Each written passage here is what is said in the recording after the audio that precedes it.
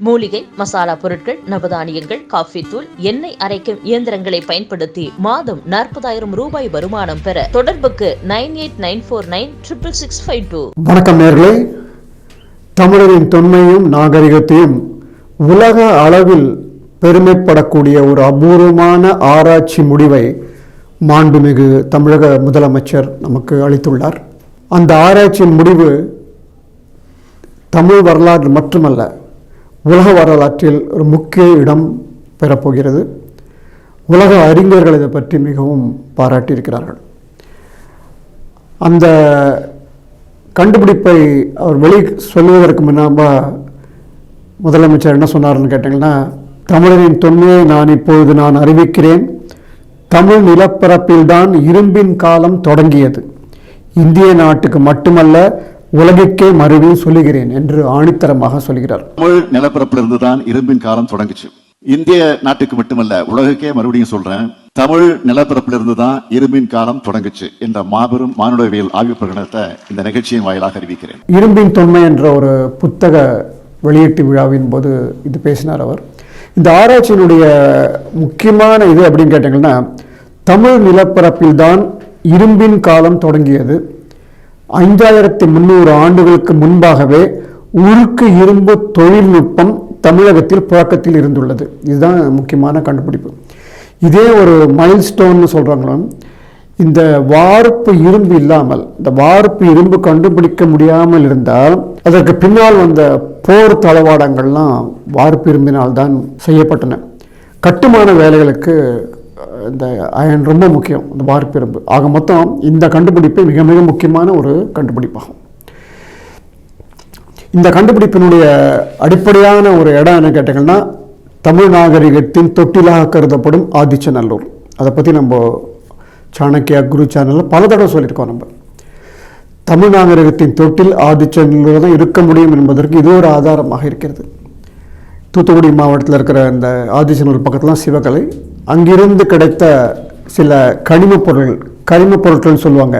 அதாவது iron paste கரிமப் பொருளில் வந்து ஆக்சலரேட்டட் மாஸ் ஸ்பெக்ட்ரோமெட்ரி என்ற ஒரு AMS அப்படிங்கிற ஒரு தொழில்நுட்பம் வழியாக அதோட கால நிர்ணயம் செய்கிறார்கள்.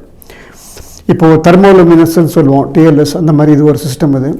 இதில் வந்து அக்யூரசி இஸ் மோர். கார்பன்-14 டேட்டிங்கில் பார்த்தீங்கன்னா டிஃப்ரென்ஸ் டேட் வந்து உங்களுக்கு 500 to 700 வரும், சம்டைம் 400-600 வரும். ஆனால் இதில் பார்த்தீங்கன்னா ஜஸ்ட் லெஸ் தென் 100 years, 100 ஆண்டுகள் தான் ப்ளஸ் ஆர் மைனஸ் வரும். அப்படி பார்க்கும்பொழுது 4 இடங்களில் இந்த கரிமப் பொருட்கள் டெஸ்ட்டுக்கு அனுப்பப்பட்டன. 4 கிட்டத்தட்ட ஒரே டேட் வந்திருக்கிறது. All very highly சாஃபிஸ்டிகேட்டட் laboratories.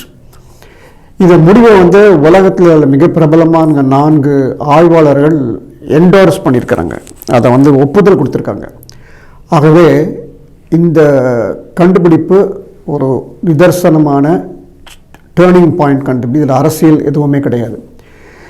இந்த ஆராய்ச்சிக்கு வித்திட்ட கடுமையாக உழைத்த பேராசிரியர் doctor Rajan is specialist in field archaeology and is internationally well known archaeologist.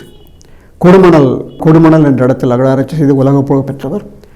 Tamil Nadu archaeology department head Sivanandam அவர்கள் கீழடியில் பிரமாதமாக செஞ்சு 2 பேரையும் தமிழக மக்கள் என்றுமே மறக்க மாட்டார்கள். இந்த வார்ப்பு இரும்பு அந்த டெக்னாலஜி தமிழகத்தில் தான் உலகிலேயே முதலாக, குறிப்பாக சவுத் ஈஸ்ட் ஏஷியான்னு பார்க்கலாம், முதலாக வந்தது என்பதற்கான ஆதாரத்தை கொடுத்துருக்காங்க.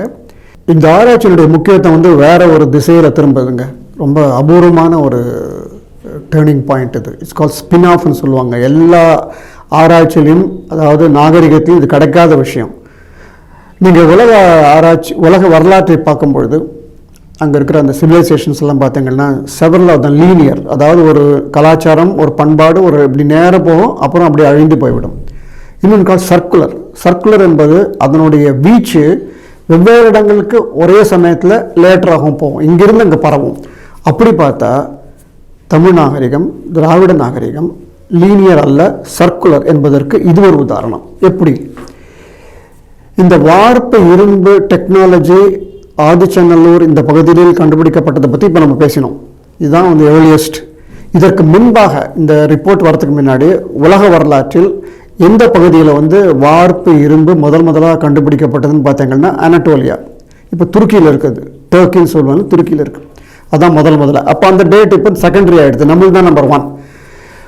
ஆகவே இதில் என்ன தெரியுதுன்னு கேட்டிங்கன்னா, தமிழ்நாட்டை சேர்ந்த வணிகர்கள் துருக்கிக்கு போயிட்டு அங்கே இந்த டெக்னாலஜியை கற்றுக் கொடுத்துருக்கலாம் என்ற எண்ணம் வருகிறது. இதுதான் வந்து நம்ம சர்க்குலர்னு சொல்கிறோம். இது ஆதாரம் இருக்கான்னு கேட்டிங்கன்னா, துருக்கியில் அதியமான் என்ற ஒரு இடமே இருக்கிறது. அந்த இடத்த பற்றி பெரிய அளவு ஆராய்ச்சி செய்யலை. அதியமான் நெடுமான் அஞ்சு இல்லையா, அந்த இருக்கலாம். இரண்டாவது, நமக்கும் துருக்கிக்கும் உள்ள அந்த லிங்க் பார்த்தீங்கன்னா கிட்டத்தட்ட 2000 ஆண்டுகள், 1600 ஆண்டுகளுக்கு முன்பாக ராவுத்தர்கள் என்று சொல்லக்கூடிய அந்த இஸ்லாமிய பெருமக்கள் தமிழ்நாட்டில் இருக்கலாம், அவங்கெல்லாம் அந்த துருக்கியிலேருந்து வந்தவர்கள் தான். ஆகவே ஒரு கண்டினியூஸ் ஃபார்மேஷன் நமக்கு தெரிகிறது, ஐசோலேட்டட் அல்ல.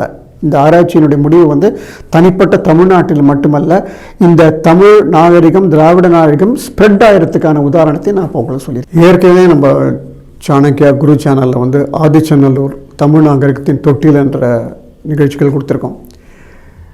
இந்த ஆதிச்சநல்லூரில் கண்டுபிடிக்கப்பட்ட அந்த டெக்னாலஜி, அந்த ஆர்சனிக் டெக்னிக் வழியாக வார்ப்பு இரும்பை தயார் பண்ணதுங்கிறது one of the best discoveries. இது கிட்டத்தட்ட ஒரு 15 ஆண்டுகளுக்கு முன்பாகவே நம்ம கண்டுபிடித்து விட்டோம். அந்த நிகழ்ச்சியில் நம்ம சொல்லியிருக்கோம், இந்த ஆதிச்சநல்லூருடைய வார்ப்பு இரும்பு டெக்னாலஜியோடைய இம்பேக்ட் எப்படி காஷ்மீர் வர போயிருக்கிறது என்று. நான் உதாரணம் சொல்கிறேன். காஷ்மீர் ஜீலம் வர நமக்கெல்லாம் தெரியும், அலெக்சாண்டர் த கிரேட், அவர் தான் ஜீலம் நதி கரையில் அவரும் புருஷோத்தமன் என்ற ஒரு அரசனோட போரிட்டது. போரஸ் என்று அவங்க சொல்வார்கள். 2 பேரும் சண்டை போடுறாங்க, யாருமே வெற்றி பெறவில்லை. ஒரு சமாதான உடன்படிக்கையும் பொழுது போரஸ் என்ற புருஷோத்தமன் ஒரு கத்தி எடுத்து பரிசு பொருளாக அலெக்சாண்டர்கிட்ட கொடுக்குறான். அந்த கத்தி ஆதிச்சநல்லூரில் பயன்படுத்தப்பட்டதாக ஒரு அனுமானம் உள்ளது. இது ஃபர்தர் ரிசர்ச் ஒன்றும் பண்ணல, but there's a lot of possibilities இருக்குது இல்லைங்களா, அது ஒன்று. இரண்டாவது, ஆதிச்சநல்லூரில் ட்ரெப்பனேஷன் என்ற ஒரு சர்ஜரி, அறுவை சிகிச்சை நடைபெற்றது இந்த மூளையில், பர்ஃபெக்ட்லி டன். இது வந்து இந்த மாதிரி ட்ரெப்பனேஷன் பல இடங்களில் யூரோப்பிய நாகரிகங்களையும் நடந்திருக்கிறது, புதுசு இல்லை. ஆனால் இந்தியாவை பொறுத்தவரையில் முதலாக கிட்டத்தட்ட 3500 ஆண்டுகளுக்கு முன்பாக ட்ரெப்பனேஷன் என்ற ஒரு சர்ஜரி ஆதிச்சநல்லூர் நடந்தது. இதே மாதிரியான சர்ஜரி பர்சாஹோ என்ற இடத்தில் காஷ்மீரில் நடைபெற்றது. அதை ஆராய்ச்சி செய்தவர் பீர் ரிவ்யூ ஜேர்னலில் என்ன சொல்கிறாருன்னா, இந்த காஷ்மீரில் நடைபெற்ற இந்த அறுவை சிகிச்சை ட்ரெப்பனேஷன் என்பதை செய்தவர் most probably from south India. It could be mostly from Adichanallur. Nagarjuna கொண்டாவாக இருக்கும், இல்லைன்னா ஆதிச்சநல்லூராக இருக்கலாம். கிட்டத்தட்ட 2 அந்த காலத்தில் தமிழ் தானே, நாகார்ஜுன கொண்டாலும் தமிழ் தான் பேசியிருப்பாங்க சமயத்தில். இந்த லிங்க் சொல்கிறேன். ஸோ ஆதிச்சநல்லூர் தமிழ் நாகரிகத்தின் தொட்டில் என்பதற்கு இந்த ஆராய்ச்சியின் முடிவு முக்கியமாக இருக்கிறது.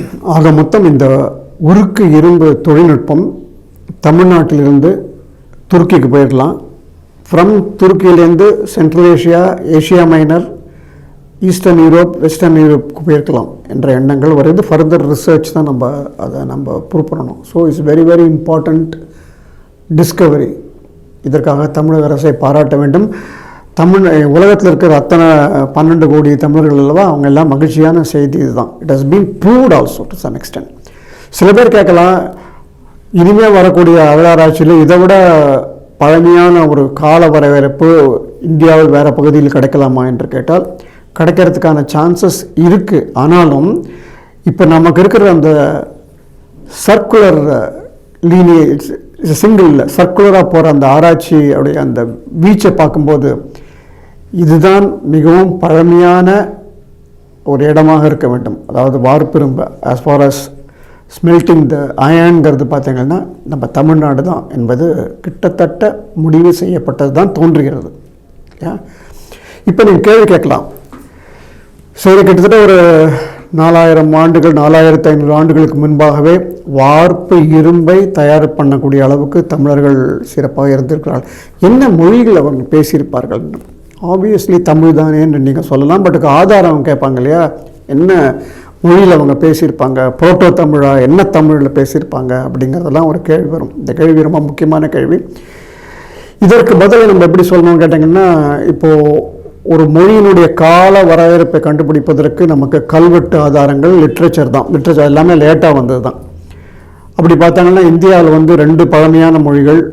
செம்மொழியில் வந்து சமஸ்கிருதம் பார்த்தீங்கன்னா date earliest oldest inscription Ghosundi inscription Rajasthan, 1st century BCE, அதாவது 100வது before Christ, 100 BC, that mean 2300 years. தமிழை பார்த்தீங்கன்னா உங்களுக்கு இப்போது கீழடியில் கிட்டத்தட்ட 500 வந்துடுது. மாங்குளத்தில் வந்து 300 BCE. அனுராதபுரத்தில், ஸ்ரீலங்காவில் அனுராதபுரத்தில் நடைபெற்ற அகழாராய்ச்சியில் தமிழுடைய அந்த இன்ஸ்கிரிப்ஷனல் டேட் வந்து 500 BCEங்கிறாங்க. எப்படி பார்த்தாலும் ஒரு 600 BCE, அதாவது கிறிஸ்துவுக்கு முன் 600 ஆண்டுகளுக்கு முன்பாக நிச்சயமாக தமிழ் பேசப்பட்டது என்ற ஒரு செய்தி வருகிறது. பட் இந்த டேட் கிட்டத்தட்ட 4500 ஆண்டுகள் அல்லவா? 4500 ஆண்டுகளுக்கு முன்பாக நடைபெற்ற இந்த முக்கியமான அந்த வார்ப்பு இருப்பு நாகரிகத்தில் என்ன மொழி பேசியிருப்பார்கள் என்று எப்படி கண்டுபிடிப்பது என்பது ஒரு அபூர்வமான கலை. அந்த கலை இப்பொழுது வெஸ்டர்ன் சயின்ஸில் வந்து பிரபலமாகி கொண்டு வருகிறது. இதை பற்றி தான் நம்ம இப்போ பார்க்க போகிறோம். அகழாராய்ச்சியிலிருந்து கண்டுபிடிக்கப்படும் எலும்புக்கூடுகள் சொல்லும் ரகசியங்கள் ஏராளம். இப்போ தான் ஒவ்வொன்றா நம்ம கண்டுபிடிச்சிட்டு வரோம். இப்போது DNA டெஸ்ட்டுங்கிறது இப்போது ஒரு 30 ஆண்டுகளுக்கு முன்பாக வந்தது. இப்போ இந்த மார்ஃபலாஜிக்கல் ரிமைன்ஸ், அதாவது மார்ஃபலாஜிக்கல் ரிமைன்ஸ் என்பதற்கு தனியாக உருவியல்னு சொல்லுவோம் தமிழில். அந்த உருவியலை வைத்துக்கொண்டு அவன் என்ன மொழியில் பேசியிருக்கிறான் என்று கண்டுபிடிப்பதற்கான உபகரணங்கள் இப்போ தான் கொஞ்சம் கொஞ்சமாக வந்து கொண்டிருக்கிறது. அதுக்கு வந்து ஒரு பல தரப்பில் இருந்த ஸ்பெஷலிஸ்ட் தேவை.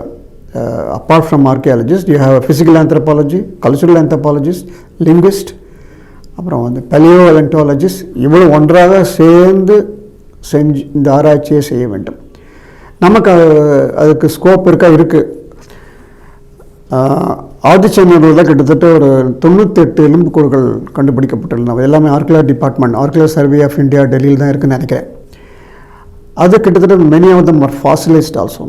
அதில் ஆராய்ச்சி செய்து அந்த மனிதன் எந்த மொழியில் பேசியிருப்பான் என்பதற்கு ஓரளவு கண்டுபிடிக்கலாம். இந்த சயின்டிஃபிக் நாமன்கிளேச்சர் இப்போ தான் வந்துட்டுருக்கு. அது என்னங்கிறது இப்போது கொஞ்சம் பார்ப்போம். ஒரு மனிதன் பேசும்பொழுது, ஒரு மொழியை பேசும்போது அவனுடைய டயஃப்ரம், உதரவிதானம் சொல்லுவோம் இல்லையா, அந்த டயஃப்ரம், ஜா போன்ஸ் 2 தான் அதிகமாக பயன்படுத்தப்படுகிறது. இப்போ நான் பேசிகிட்டு இருக்கிறபோது jaw bone is moving here and there. என்னுடைய உதரவிதானம், அந்த டயஃப்ரம் இஸ் ஆல்சோ மூவிங். இந்த மூமெண்ட்டை வைத்துக்கொண்டு ஒரு மனிதன் மொழியை பேசியிருப்பானா என்று இப்பொழுது கண்டுபிடிக்க முடியும். அதற்கான ஆராய்ச்சிகள் 2-3 ஆராய்ச்சி கட்டுரைகள் ஏற்கனவே வெளிவந்து விட்டன. சரி, அவன் வந்து மொழியை பேசியிருக்கிறான் என்று கண்டுபிடிக்கிறது. ஜாபோனில் இருக்கிற ஒரு ஜவ் இருக்கும். அந்த ஜவ்வு வந்து ஃபாசிலைஸ் ஜவ்வாக இருந்தால் கூட அதனுடைய மூமெண்ட்டை வைத்துக்கொண்டு, அதனுடைய சாஃப்ட்னஸை வைத்துக்கொண்டு ஒரு மனிதன் பேசியிருக்கு. அப்படி பார்த்தா ப்ரீ ஹிஸ்டாரிக் மேன், கற்கால மனிதன், புதிய கற்கால மனிதன் மொழியை பேசியிருப்பானா இல்லையா என்பதை கண்டுபிடிக்கிறது இந்த சிஸ்டம் இருக்கும். அப்படி பார்க்கும்போது 5000 ஆண்டுகளுக்கு முன்பாக தமிழ்நாட்டில் இந்த ஆர்சனிக் டெக்னிக்கை கண்டுபிடித்த மனிதர்கள் எந்த மொழியில் பேசியிருப்பாங்கிறத இப்போ எப்படி கண்டுபிடிக்கலான்னு கேட்டிங்கன்னா, அந்த ஜாபோனை டெஸ்ட் பண்ணிவிட்டு, அந்த உதரவிதானத்தோட டெஸ்ட் பண்ணிவிட்டு பண்ணலாம். இப்போ கேள்வி கேட்கலாம் நீங்கள், அவன் ஏதோ ஒரு பேசியிருப்பான் என்பது தெரியுமே தவிர எந்த மொழி என்று எப்படி கண்டுபிடிப்பீர்கள் என்றால், இப்போ லேட்டஸ்ட் ரிசர்ச் என்னென்னு கேட்டிங்கன்னா, ஆர்டிஃபிஷியல் இன்டெலிஜென்ஸை பயன்படுத்தி, மிஷின் லேர்னிங்கை பயன்படுத்தி அந்த ஜா மூமெண்ட், அந்த உதரவிதான மூமெண்ட், ஜால இருக்கிற ஜவ்வோட மூமெண்ட்டை வைத்துக்கொண்டு எந்த மொழியில் பேசியிருக்க முடியும் என்பதையும் கண்டுபிடிக்கலாம். அப்படி பார்க்கும்பொழுது இந்த ரிசர்ச்சை விட்டுக்கொண்டு நம்ம இந்த ஆதிச்சநல்லூர் இந்த பகுதிகளெலாம் 5000 ஆண்டுகளுக்கு முன்னால் எந்த மொழியில் பேசிக்கொண்டிருந்தாலும் கண்டுபிடிப்போம். ஒருவேளை நம்ம கண்டுபிடித்து விட்டோமானால் உலகிலேயே மிக பழமையான மொழி தமிழ் என்று சொல்வதில் எந்த விதமான மறுப்பும் இருக்காது. ஆகவே இந்த ரிசர்ச் வந்து ஒரு பெரிய ஒரு டேர்னிங் பாயிண்ட். எனக்கு தெரிஞ்சு நம்முடைய தமிழக முதல்வர் கடந்த ஒரு 3 தடவை இந்த மாதிரியான முக்கியமான ஒரு பதிவுகளை கொடுத்துருக்கோம். அது எல்லாமே நாங்கள் வந்து சாணக்கியா குரு சேனலில் பேசியிருக்கோம். ஃபார் எக்ஸாம்பிள், சென்னையிலிருந்து 70 கிலோமீட்டர் தொலைவில் உள்ள திருவள்ளூரில் கற்கால மனிதன் வாழ்ந்த குகைகள் உள்ளன. குடியம் கேவ், அத்திரம்பாக்கம், இதெல்லாம் வந்து இன்டர்நேஷ்னலி வெல் நோன் சைட்ஸ். அங்கே கற்கால மனிதன் விட்டு சென்ற அந்த கல் ஆயுதங்கள் உலக புகழ் பெற்றவை. அதையெல்லாம் வந்து ஒரு யாருமே கவனிக்காமல் இருக்கிற சமயத்தில் வந்து தமிழக முதல்வர் அதை வந்து ஒரு ஒரு டூரிஸ்ட் ஹப்பாக மாற்ற போகிறோம் அப்படின்னு சொல்லி அந்த பொறுப்பை வந்து ஃபாரஸ்ட் டிபார்ட்மெண்ட்டை கொடுத்ததை நம்ம வந்து முதல்ல அதை நம்ம வெளிப்படுத்தினோம். எந்தெந்த ஏரியாவில் கற்கால மனிதன் எப்படி வாழ்ந்தான் என்பதையும் நம்ம தமிழ்நாட்டில் கற்கால மனிதன் என்ற தலைப்பில் நம்ம சாணக்கியா குரு சேனலில் போட்டோம். அதே மாதிரி முதல்வர் அறிவித்த 2வது பெரிய விஷயம் என்னென்னா, சிந்து சமவெளி நாகரிகத்தில் கண்டுபிடிக்கப்பட்ட குறியீடுகளை யாராவது டிசைஃபர் பண்ணாங்கன்னா $1 மில்லியன் கொடுத்தார் இல்லையா, இவர் சொல்வதற்கு முன்பாக 2 ஆண்டுகளுக்கு முன்பாக இதுதான் திராவிட மாடல் என்ற தலைப்பில் சாணக்கியாவில் ஒரு ப்ரோக்ராம் நடத்தினோம். அதில் வந்து இதனை கண்டுபிடிச்சவங்கலாம் தமிழக அரசு நிச்சயமாக பரிசு கொடுக்கணும், அதே மாதிரி அவங்க கொடுத்துருக்காங்க. 3வது இந்த டிஸ்கவரி. இந்த கண்டுபிடிப்பு மிக மிக முக்கியமான கண்டுபிடிப்பு. தமிழக வரலாற்றில் மட்டுமல்ல, மனித குல வரலாற்றிலேயே ஒரு திருப்புமுனை. இது தமிழர்களுக்கு மிகவும் பெருமை சேர்க்கும் கண்டுபிடிப்பும் ஆகும். மீண்டும் சந்திப்போம் நேயர்களே, வணக்கம்.